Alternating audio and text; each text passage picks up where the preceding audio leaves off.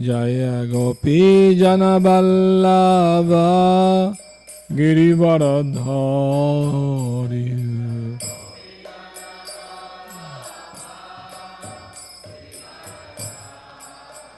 Jaya Gopi Jana Vallabha Girivaradhari.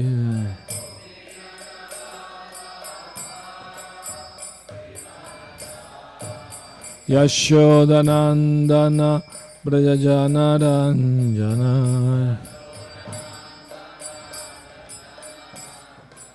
Yashodanandana Brajajana Ranjana.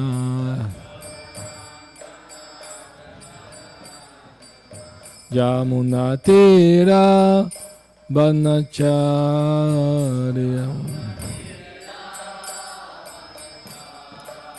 Yamunatira Vanacharya. Jaya Radha Madhava Kunja Bihari.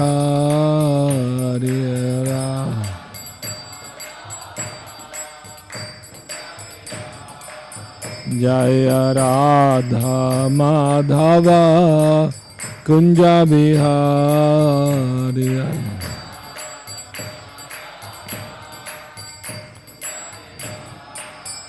Jaya Gopi Jana Vallabha Girivaradhari.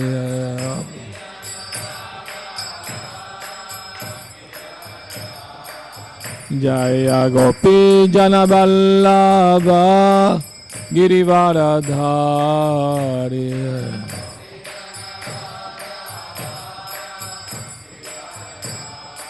Yashodanandana Brajajana Ranjana. Yashodanandana Brajajana Ranjana. Yamunatira Vanacharya. Yamunatira Vanacharya. Jaya Radha Madhava Kunja Bihari.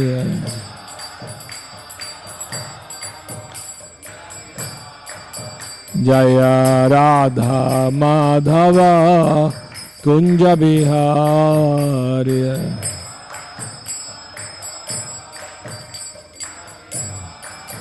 Jaya Gopi Jana Vallabha Girivaradhari.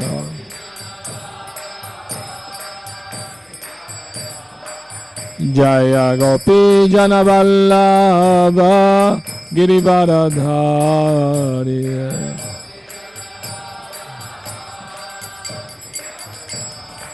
Yashodanandana Brajajana Ranjana. Yashodanandana Brajajana Ranjana. Yamunatira Vanacharya. Yamunatira Vanacharya. Jaya Radha Madhava Kunja Bihari.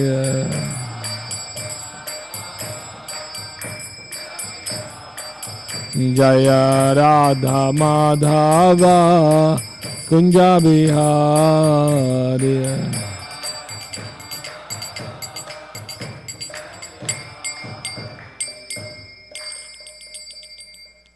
Jayantla Pravishtam Vishnupa Paramahamsa Stotara Sata Shishimat. His Divine Grace Sri Bhakti Goswami Maharaj Srila Prabhupada Ki. Jayantla Pravishtam Vishnupa Paramahamsa Stotara Sata Shishimat. Srila Bhakti Siddhanta Saraswati Goswami Maharaj Thakur Prabhupada Ki. Ananta Koti Vaishnava Vrinda Ki. Namacharya Srila Haridas Thakur Ki. From Sikaho Sri Krishna Chaitanya Prabhu Nityananda Shri Advaita Gadadhar Shri Vasadi Gaura Bhakta Vrinda Ki Jai. Shri Radha Krishna Gopa Gopinath Shyama Kunda Radha Kunda Giri Govardhan Ki Jai. Shri Mathura Vrindavan Dham Ki Jai. Shri Navadvi Mayapur Dham Ki Jai. Ganga Mai Ki Jai.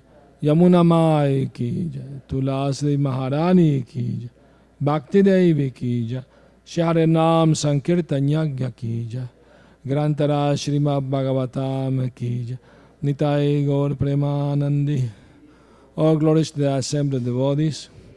All glories to the assembled devotees. All glories to the assembled devotees. All glories to Shri Guru and Shri Gauranga.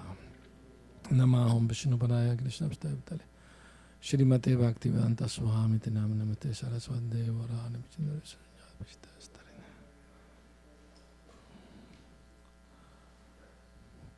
Narayanam Namaskritya Naram Chaiva Narotamam Devim Saraswatim Vyasam Tato Jayam Mudiraye Nasta Prayesha Bhadreshu Nityam Bhagavata Sevaya Bhagavati Uttamashloke Bhaktir Bhavati Naishtiki Om Namo Bhagavate Vasudevaya Om Namo Bhagavate Vasudevaya Om Namo Bhagavate Vasudevaya. Reading from 9th Canto, Chapter 7, The Descendants of King Mandata. Text 21. Tata Purusha Medena Harishchandra Mahayasha Muktodaro Yayadevan Varunadin Mahat Kata. We're going to do this. Just read the translation until the verse that has a purport, if you're right with that. Thereafter, the famous King Harishchandra, one of the exalted persons in history, performed grand sacrifices by sacrificing a man and pleased all the demigods. In this way, his dropsy created by Varuna was cured. In that great human sacrifice, Vishwamitra was the chief priest to offer oblations. The perfectly self-realized Jamadagni had the responsibility for chanting the mantras from the Jahur Veda. Vashishta was the chief Brahminical priest, and the sage Ayasya was the reciter of the hymns of the Samaveda. King Indra, being very pleased with Harishchandra, offered him a gift of a golden chariot. Sunashepa's glory will be presented along with the description of the son of Vishwamitra. The great sage Vishwamitra saw that Maharaj Harishchandra, along with his wife, was truthful, forbearing, and concerned with the essence. Thus he gave them imperishable knowledge for fulfillment of the human mission. Maharaj Harishchandra first purified his mind, which was full of material enjoyment, by amalgamating it with the earth. Then he amalgamated the earth with water, the water with fire, the fire with air, and the air with the sky. Thereafter, he amalgamated the sky with the total material energy, and the total material energy with spiritual knowledge. This spiritual knowledge is realization of oneself as part of the Supreme Lord. When the self-realized spiritual soul is engaged in service to the Lord, he is eternally imperceptible and inconceivable. Thus established in spiritual knowledge, he is completely freed from material bondage. Thus end the Bhaktivedanta purports of the 9th Canto, 7th chapter of the Srimad Bhagavatam, entitled The Descendants of King Mandata. So we start now with the 8th chapter. But let me just briefly explain a little something, because I know everybody is wondering, what about this human sacrifice in the Srimad Bhagavatam? How do you explain that? To not only to other people, to yourself, you know. I mean, so as Prabhu and Ranat Maharaj were discussing that after the class yesterday. And I just, you know, it occurred to me that in Vedic times, there was animal sacrifices that we know. But the interesting thing is, they have the power with mantra to bring back to life the animal rejuvenated. Isn't? So if that is the case with animals, why not with human beings? So naturally, the man is brought back to life, younger and stronger.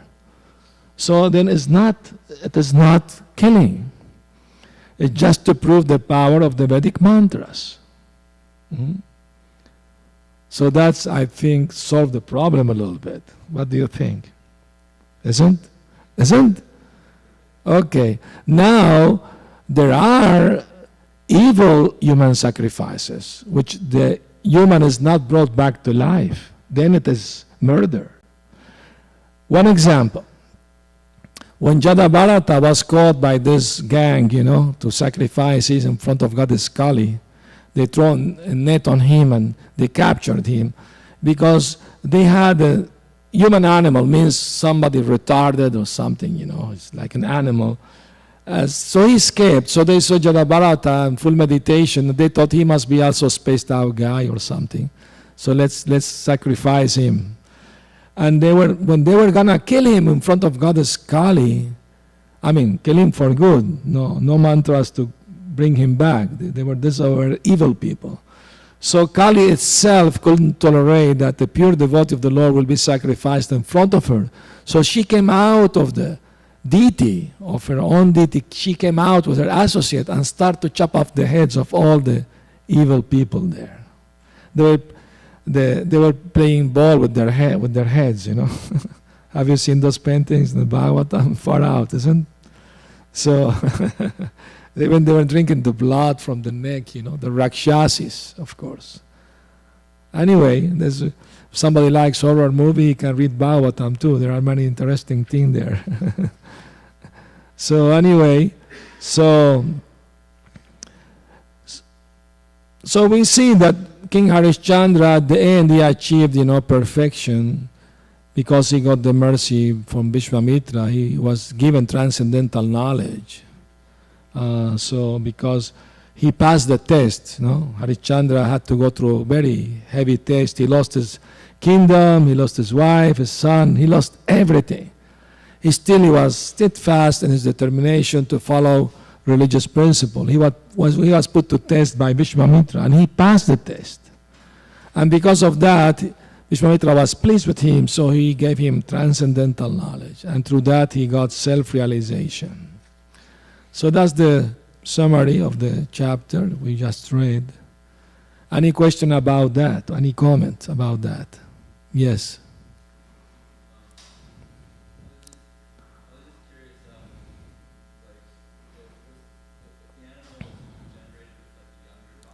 Yes, they will sacrifice like an old ox, old horse, and they bring him back to life younger and stronger. But they say that even ordinarily when you kill an animal, yes, without any sacrifice or anything, they say that it's sinful because it makes that animal have to take birth again. that's correct. That's why it is prohibited in Kali Yuga, animal sacrifice, what to speak of human sacrifice.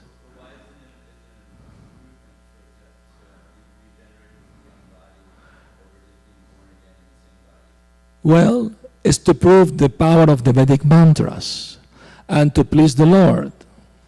So the final situation here is that those were the prescribed religious principle for that time, which were sacrifices, fire sacrifices, which included animal sacrifices. But not in Kali Yuga. In Kali Yuga is prohibited. See, for each age there is a prescribed method to please the Lord. And for that time, that was the process. That's simple.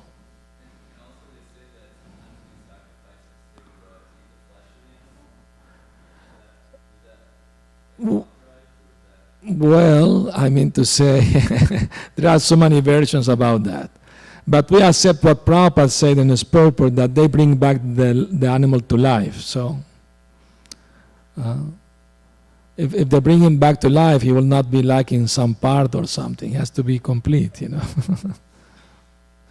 So maybe some other kind of sacrifices. Of course, because it was in Kali Yuga.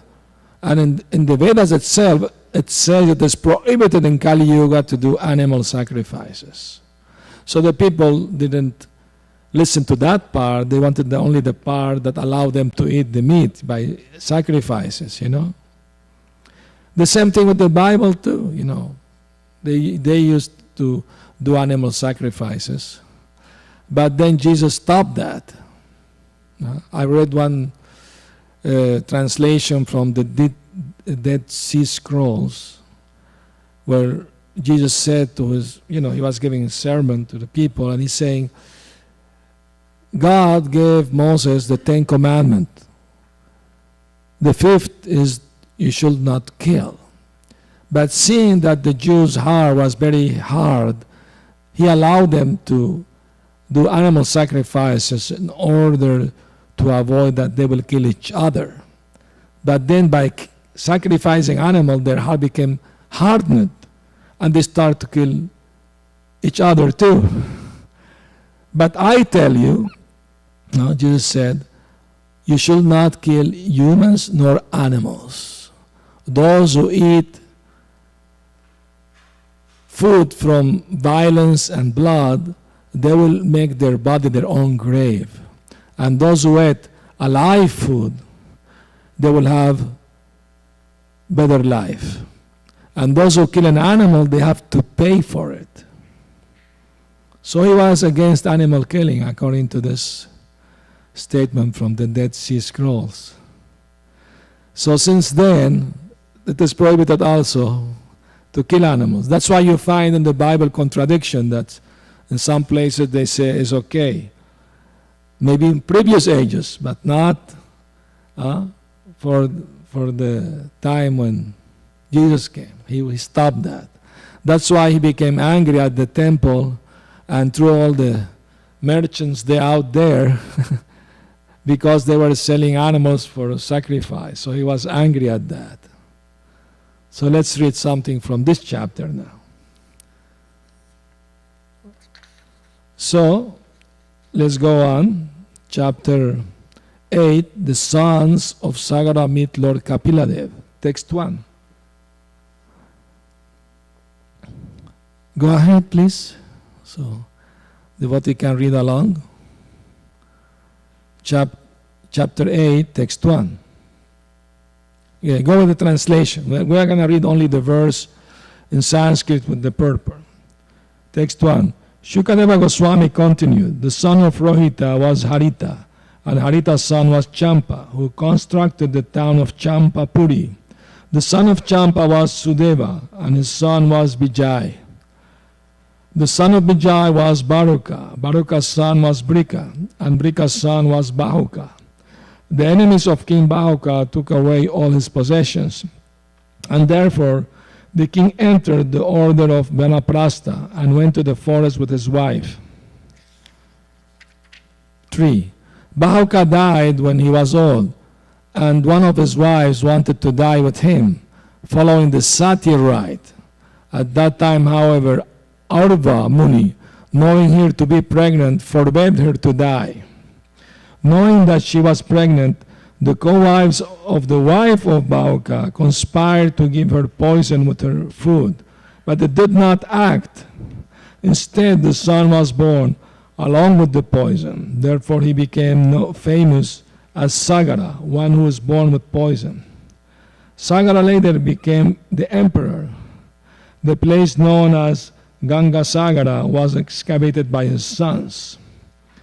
Sagara Maharaj followed the order of his spiritual master, Aurva, did not kill the uncivilized men like the Talajangas, Yavanas, Shakas, Haihayas, and Barbaras. Instead, some of them he made dress awkwardly, some of them he shaved clean but allowed to wear mustaches. Some of them he left wearing loose hair, some he half shaved, some he left without underwear, and some without external garments. Thus, these different clans were made to dress differently, but King Sagara did not kill them. Following the instruction of the great sage Aurva, Sagar Maharaj performed Ashvamedha sacrifices and thus satisfied the Supreme Lord, who is the supreme controller, the super soul of all learned scholars, and the knower of all Vedic knowledge, the supreme personality of Godhead. But Indra, the king of heaven, stole the horse meant to be offered at the sacrifice. King Sagara had two wives, Sumati and Keshini.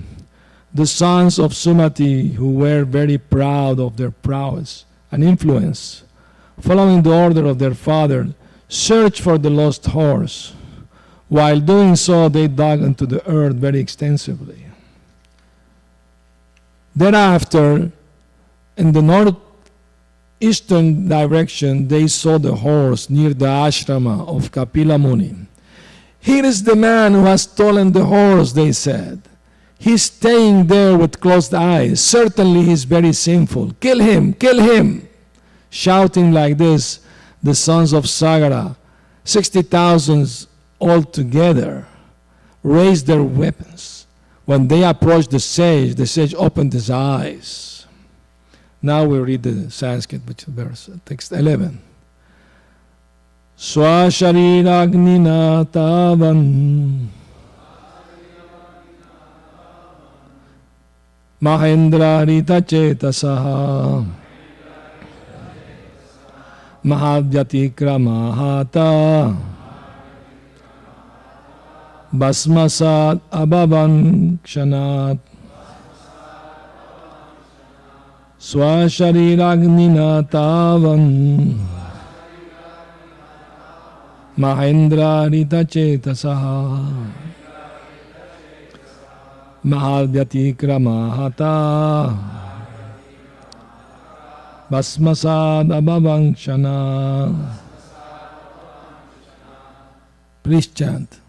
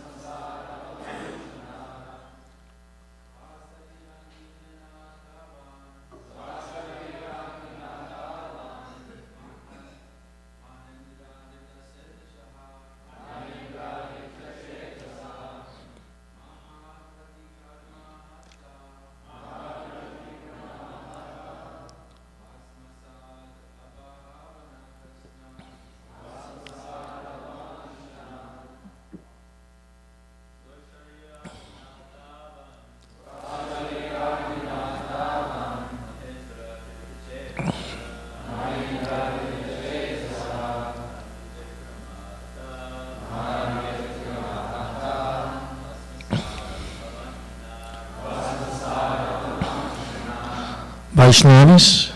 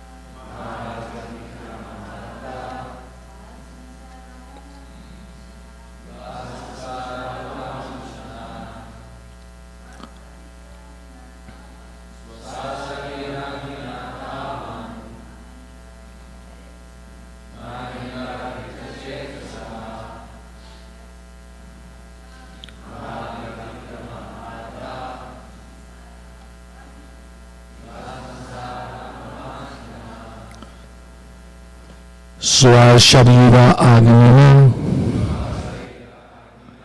by the fire emanating from their own bodies. Tavat, immediately, Mahendra, by the tricks of Indra, the king of heaven. Hrita Chetasaha, their consciousness having been taken away. Mahat, a great personality. Vyatikrama Hata, defeated by the fault of insulting. Basmasat, turned to ashes. Abhavan, became. Shanat, immediately. Please repeat. By the influence of Indra, the king of heaven, the sons of Sagara had lost their intelligence and disrespected a great personality. Consequently, fire emanated from their own bodies, and they were immediately burned to ashes. Purport. The material body is a combination of earth, water, fire, air, and ether. There is already fire within the body, and our practical experience is that the heat of this fire sometimes increases and sometimes decreases. The fire within the bodies of the sons of Sagara Maharaj became so much hotter than all of them burned, so much hotter that all of them burned to ashes. The fire's increased heat was due to their misbehavior toward the great personality. Such misbehavior is called Mahat Vyatikrama. They were killed by the fire of their own bodies because of insulting a great personality. I'm going to read the next verse because it's very much related to the incident. Sasadu vado muniko pavarjita nripendra putra iti sattva dhammani katam tamoro shamayam vibhavyate jagat pavitratmani ke rajo bhuva. It is sometimes argued that the sons of King Sagara were burned to ashes by the fire emanating from the eyes of Kapila Muni. This statement, however, is not approved by great learned persons, for Kapila Muni's body is completely in the mode of goodness, and therefore he cannot manifest the mode of ignorance in the form of anger, just as the pure sky cannot be polluted by the dust of the earth. So,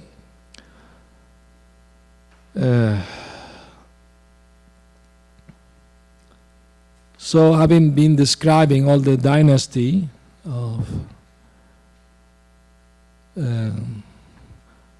King Mandata, now we come to the incident where the sons of Sagara. It's amazing, the story of Sagara, isn't it? I mean, his father died before he was born, so his mother was gonna do sati to burn herself along with the body of her husband, and that was voluntarily. Nobody was asking her to do it because she was feeling so much separation from the husband that was unbearable, the idea just to live without him. So she decided to commit sati.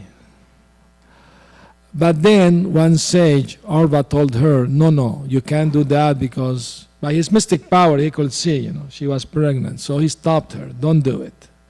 We're going to have a son. You can't do that. So she stopped. But then the co-wives became envious and jealous. And they put poison in her food to die. Imagine, I mean, not everybody, in Vedic history was a saint, There were all kinds of people, all kinds of people.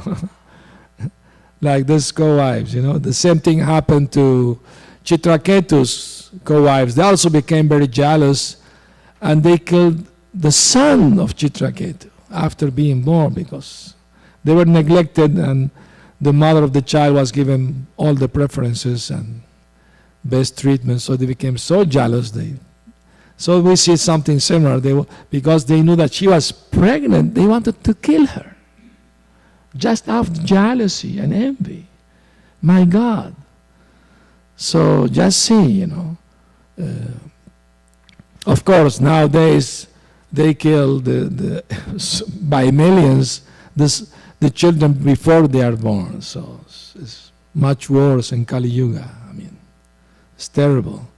But anyway, the son was born even with the poison, so he was saved by the blessing of Arva Muni, and he became the emperor. So he had 60,000 sons. My God, how he managed to do that? Sometime we read the Srimad Bhagavatam, you hear some amazing, far-out things. And then makes me think, I mean, we the Hare Krishna people, we believe in the very amazing things, isn't it? But that's okay because we have the explanation, I mean, which is called Achintya Shakti, unconceivable potencies. I mean, the Lord can empower any living entity to do unconceivable things. Once a scholar, Indian scholar, told me, you Gaudiya Vaishnavas, anything you can't explain, you just say Achintya, Achintya, Achintya. You solve the problem easily that way. And as a fact, the Lord can give energy potency to anyone to do amazing things. So, anyway, Sagar Maharaj, the king, he was doing horse sacrifices and he was pleasing the Supreme Lord. But then Indra became a little jealous. Because Indra is famous, he have done 100 horse sacrifices. So anybody who want to achieve the same feat, he tried to some or other spoil it. So some or other he stole this horse, and Sagar Maharaj sent his 60,000 sons to search for the horse. So we are coming now to this part of the history of Srimad Bhagavatam. So they were going all around, they excavated the earth looking for everywhere, and finally they found the horse at the ashram of Kapila Muni. And they jumped to conclusion. Just like that. They saw the horse next to the ashram, they jumped to conclusion, this man must have stolen the horse. And what we have to do about it? He's very simple. Kill him.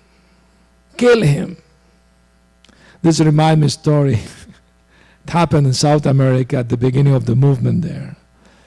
The first devotees arriving there, one was Canadian, his name was Hanuman, and 4 American devotees. And this Canadian devotee, Hanuman, he went to preach at the university. And he didn't know that most of the students at that time were communists, Marxists, atheists, So he started to preach God consciousness, and they became disturbed. They started to argue their atheism and Marxism, and he started to defeat their argument with logic and Shastra and all this. They became more disturbed. So they accused him of being CIA agent. And they started to shout, this is a spy, CIA agent, kill him, grab him. So he has to run for his life, He was running for his life, and they were chasing him with ropes and sticks, beat him, kill him, hang him. I mean, poor devotee was running for his life, and one lawyer passed with his car, and he saw the scene, And he stopped the car. He thought, this man, the orange-clouded man, his life is in danger. So he stopped the car, opened the back door, and waved to the body. Signed, and the body jumped on the car, and he saved his life, you know. So that's Agyata Sukriti, you know. That same lawyer came to know Prabhupada and became devotee. Started to chant japa, go morning walk with Prabhupada. I mentioned that in one book I wrote about Prabhupada in South America, Venezuela. It's already published in Spanish, but it's already translated in English. I hope I can publish it soon too. So, by your blessings, Prabhupada's blessings. Anyway, so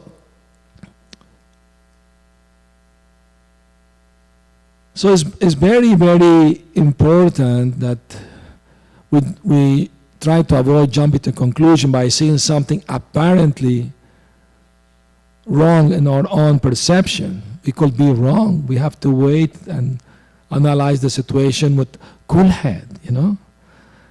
But because the sons of Sagara, they were influenced by Indra. They fell, you know, to commit a great offense against a great personality. Mahat Vyatikrama. Mahat is a great personality. Vyatikrama, great offense against him. Kapila Muni. There's one story about that, how, you know, it's dangerous to, or bad to jump to conclusion. There was a farmer family living in India, and the husband told his wife, I'm going to work the field, please take care of the child. The son was sleeping. And the mother thought, oh, the boy is sleeping, then let me go buy some vegetables I need in the market and come back. And they have a pet, which was a mongoose. You know mongoose? Is an enemy of the cobras. Anyway, when she came back from buying her stuff, she saw the mongoose walking very nervously in front of the house and his mouth full of blood. So she jumped to the conclusion, this damned animal killed my son. So she threw a big stone on its head and killed the poor animal. And then she rushed into the house and she found her son sleeping peacefully and a dead cobra next to him. So she started to lament, oh no, I made a big mistake. This animal's mouth was with blood because he killed the cobra to protect the child. So, I feel very bad that I jumped to a conclusion like that. Mm-hmm. So this is a good example about how to prevent to jump to conclusions. Mm-hmm. So anyway, because they made this great offense, they lost their intelligence. They just lost their intelligence. They could not prevent doing such a big mistake, big offense. And because of their great offense, the fire within their own bodies burned them to ashes. Hare Krishna. It is interesting that in the next verse, it is explained that some people argue that Kapila Muni, when he opened his eyes, because he was with eyes closed in deep meditation, then he opened his eyes. So some people argue that because Kapila Muni opened his eyes, with his eyes he burned them to ashes just by looking at them. But that is not correct, because Kapila Muni is completely in the mode of goodness, and therefore he will not harm anybody. He will not become angry, which comes from the mode of ignorance. Therefore, this statement is false, completely wrong. You know, sometimes people make stories like that, you know. So there is one famous or unfamous story that this great lady saint, what's her name? Very famous in North India, Mirabai. It's a story that she went to Vrindavan and she wanted to speak. Sometimes they say Rupa Goswami, some others say Jiva Goswami, either way. And supposedly that Jiva or Rupa Goswami told her, no, we are sannyasi, we don't speak with the ladies. And she said that, oh, I thought in Vrindavan everybody is female, only Krishna is the only male. So then supposedly they agreed to see her, to talk to her. But Prabhupada said that story can't be true, because in our Gaudiya Vaishnava tradition there is no prohibition to speak with the ladies in a respectful way, you know, in a public place. You know? There is no such prohibition, you know. So anyway, sometimes stories are made like that and people believe it. Even one associate of Lord Chaitanya, he was traveling with Lord Chaitanya in Vrindavan, and he heard some story and he went to ask permission from Lord Chaitanya. Please, I heard the people that at night they saw Lord Krishna on Kaliya, and the jewels from Kaliya's head were shining. Please give me permission. I also want to go to see Krishna and Kaliya. Lord Chaitanya chastised him. He said, you are a scholar. How can you believe this gossip of people, you know? What they see at night is a fisherman with a lamp in his boat, and they mistake the boat for Kaliya and the fisherman to be Krishna because of the dark. So you are a scholar. You shall not believe everything you see or hear from people. So that's very important, because nowadays in the internet people post all kinds of things, and naive, simple devotee, they believe everything they read, like it is absolute true. As in the internet must be true. Like used to be, everything comes on the TV, 100% must be true. You know, isn't like that. So we should not be fooled like that. Anyway, so it is a fact that the body is made of earth, water, fire, and etc. That's explained by Lord Krishna in the Bhagavad Gita. Bhumirapanalobayo kammanubudirevacha ahankaraitiyam me binna prakritirashtada. He explained that earth, water, fire, air, ether, mind, intelligence, and ego are my inferior energy. But above this energy, apparayam itastvanyam prakriti vidhi me param Jivabhuta Mahabaho Yayidam Daryate Jagat, is the living entity above these material elements and is struggling to maintain this universe. So the struggle for existence going on from time immemorial, and we see people struggling to get what they need, what they want.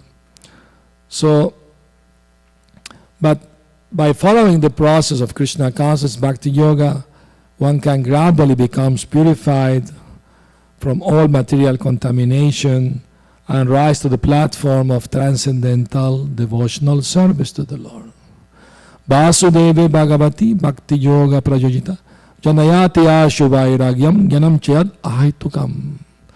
Just by engaging devotional service to Lord Krishna, one gets transcendental knowledge and detachment from the material world. So unless one has transcendental knowledge, one cannot become detached from material sense gratification. That's the disease of the soul. Being eternal wants to enjoy the temporary material elements. So that's the problem. That's the old problem. Once a devotee was visiting one temple and came to greet me, and I asked him, how you're doing?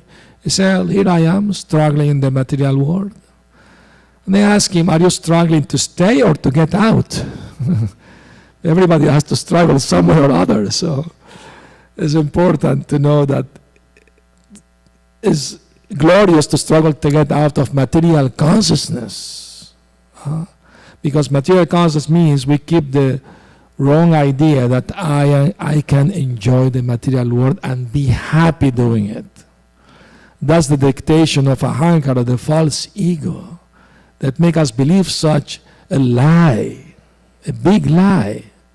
I mean, we were reading also about slave trade in Vedic times. Do you think there are no slaves today? Everybody is slaves to their senses and mind. Great dictator. They are being, this material world is full of cheaters and the cheated, exploited and exploiter. Even regularly, the name of course have changed. They pay them, paycheck every 2 weeks or 1 month. But they are voluntary slaves. They are giving all their time to serve a bad master. And if they change job, means they're changing master. Prabhupada, he criticized, the PhD, they go door to door like a dog asking for employment, please give me employment. They end up driving a taxi. Isn't? So strong words may be, but that's the reality, is the truth. The world is made in such a way that slavery has only changed name, but it's still going on. People are getting exploited. Have you seen documentaries about poor workers in poor countries, and big companies like Walmart exploiting them, paying them very little and working all day, So the slavery is going on. Exploitation everywhere is going on. So that's the nature of conditioned soul, lacking Krishna consciousness. That's why Srila Bhaktisiddhanta Saraswati Thakur said, there is nothing lacking in this world but Krishna consciousness. So that's the reality. So the whole purpose of this pastime with Sagara and his son, descendants, finally was that King Bhagirath, one of the descendants, he was able to bring the river Ganges from heavenly planet to purify his descendants that they were burnt to ashes because they committed offense against Kapila Muni.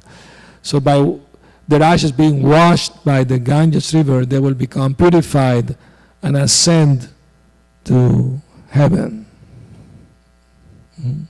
That was the whole idea, the whole purpose.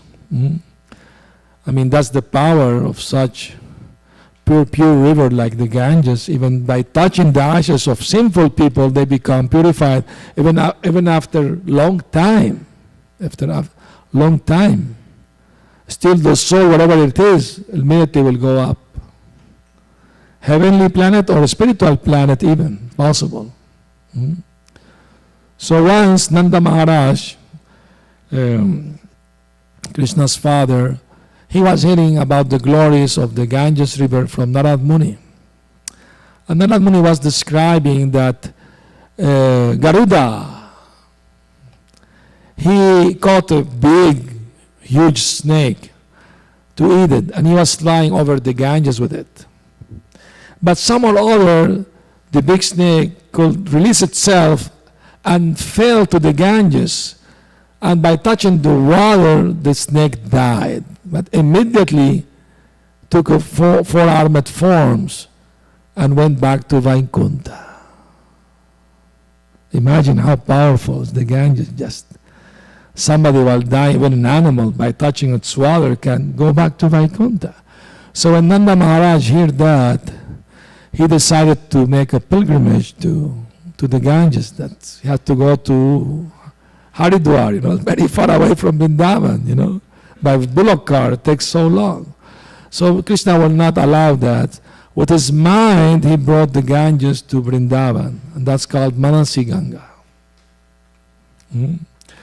So this evening, we're going to give a seminar about the demons killed by Balarama and Krishna, and the anartha they represent. We're going to tell a lot of pastimes and stories, with some profound philosophical meaning, practical for our, spiritual advancement and purification we much need, you know. So please listen or come if you can. Thank you. So I'm going to ask now for some questions. Yes, please, Archita Prabhu.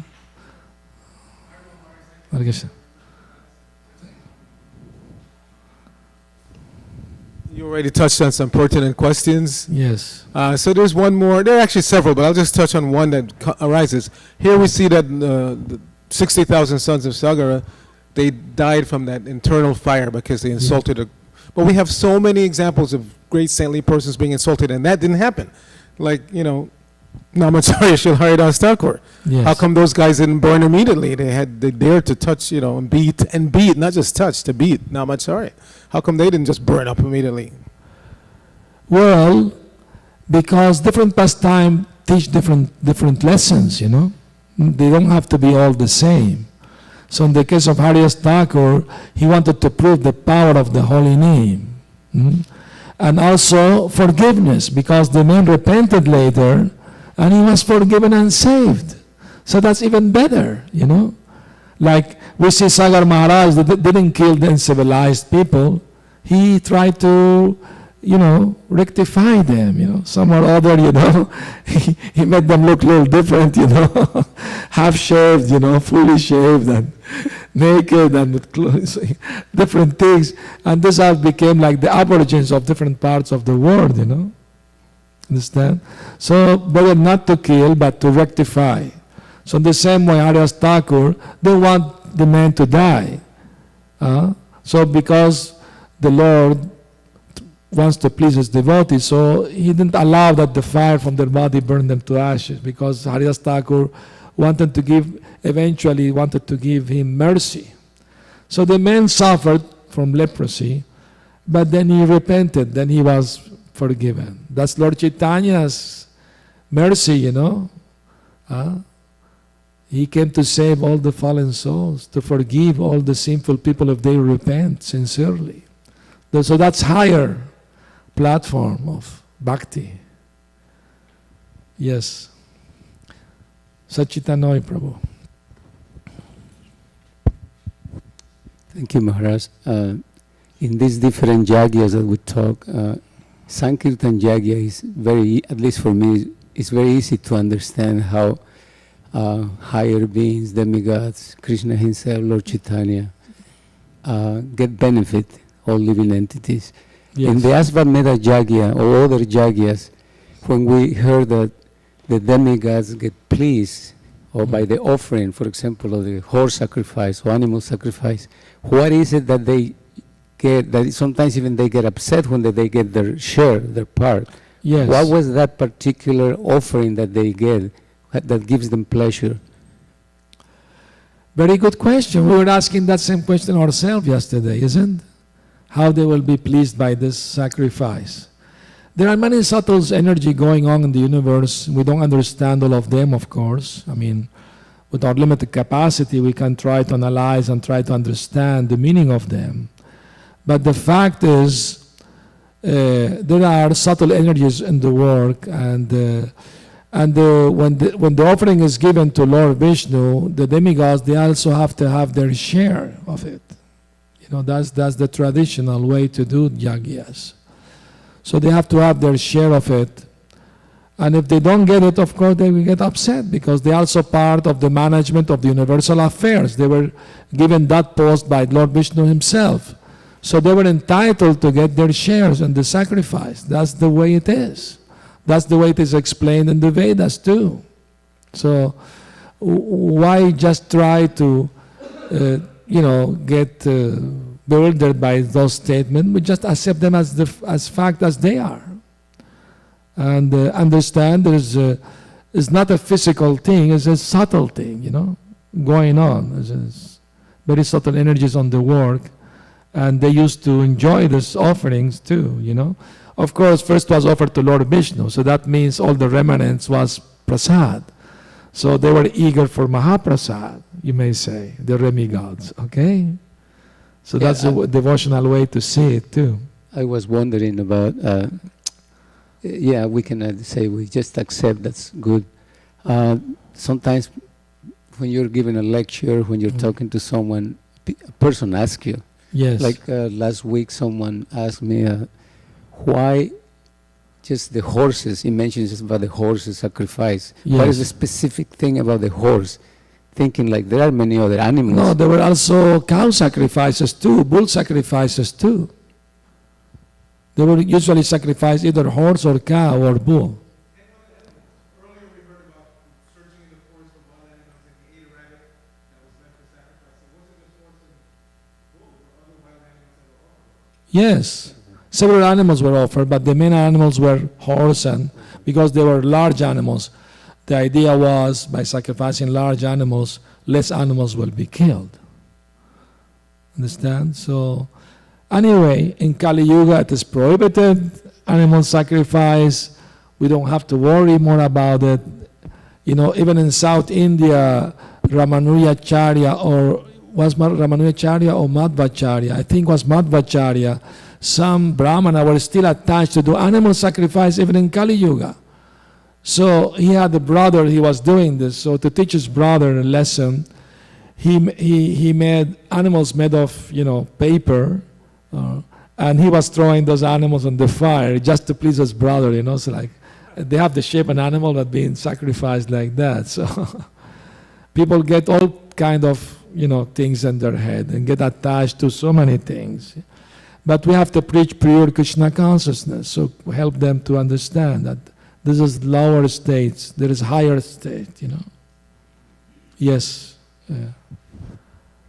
Prabhu. Thank you for a nice class, Maharaj. If somebody's severely mentally handicapped, Yes, we wouldn't expect them to be able to ascertain what's a good direction for themselves in life. I mean, right. even if they were hit over the head with it, they just would be incapable, because they're so severely mentally handicapped, of discriminating whether this is good or that's bad.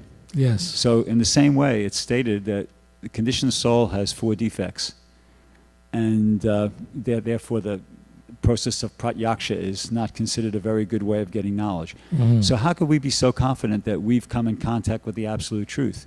We have the 4 defects. We're like that person who's severely mentally handicapped. We're incapable of discriminating. Well, we follow Prabhupada's example. Prabhupada used to say, I'm not perfect, but what I'm saying is perfect because I'm quoting Krishna and the Guru Parampara. So that's the safe position. We may have all the facts, but we repeat the knowledge as it is, as we have heard it from our Guru and Guru Parampara, then we are in the safe position. We are not making any mistake. We are not cheating anybody, nor ourselves, because we are following the authority, Shastra, Guru and Sadhu. Then we are in a safe position. But if we start with mental speculation, I believe maybe this, maybe that, then that's a problem. Sometimes the devotee don't know the answer to one question and they just start speculating. Then that's not good. They should frankly said honestly, I don't know. Please ask somebody who may know better than me, you know. Or find in the Shastra, you know, the answer, something like that. So be honest, you know. But we should know, we should read the Prabhupada's book, learn from them, become expert in expounding Krishna consciousness to the general people and to the devotees. And by following strictly the process of Krishna consciousness, our word can be authoritative because we are quoting the authority. Then we are in a safe position. Don't you think? Yeah. I'm kind of spinning it. How do you know how do we know we're all not just totally deluded? Like in that example, that person who's severely mentally handicapped. Yes. He's incapable of discriminating. Well, we have to be cured then first. That's why Prabhupada said, when somebody is sick, has to follow a diet and take a medicine. The diet is only Krishna Prasad, and the medicine is the holy name of the Lord. So by following the 4 rules and chanting the holy name, we can cure from our disease condition. If somebody is handicapped, doesn't have to remain like that all his life. If he gets some treatment, he could be cured. If there is a cure for his condition, I mean to say. But for our material condition, there is a cure. There is a process that we can become sane people again, normal people.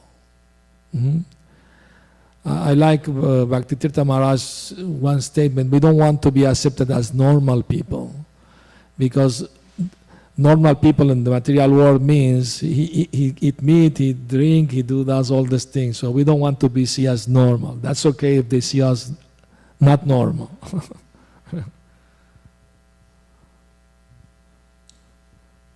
Any other comment, questions? All right.